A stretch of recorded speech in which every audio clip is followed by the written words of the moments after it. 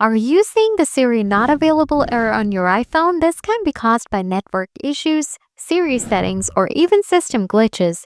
Don't worry, this guide will walk you through the steps to fix the issue and get Siri back to working properly. Let's get started. Before you start, enable Siri from Accessibility. Open Settings, scroll down, tap Accessibility, scroll down, tap Siri, scroll down, enable Always Lister for Siri. Solution 1. Turn off restrictions.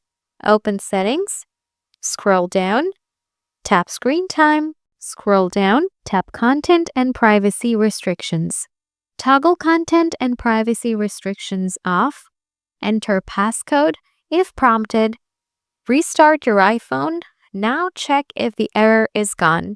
Solution 2. Verify internet connection. Open a browser and go to fast.com to check your internet speed. If your connection is slow, enable airplane mode. Wait a few seconds, then disable it. Switch between Wi-Fi and mobile data. After that, try saying "Hey Siri" again. Solution 3. Check Siri settings. Tap Talk to Siri. Turn on Press Side button for Siri. Go back to the previous settings.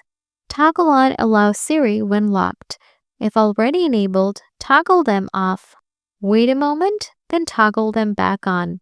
Solution 4. Reset Siri. Open Settings, tap Siri, tap Talk to Siri, turn off Talk to Siri if it's turned on.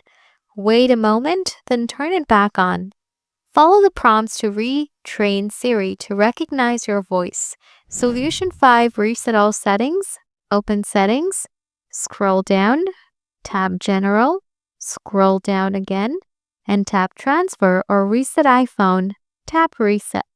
Then select Reset all settings. Confirm when prompted.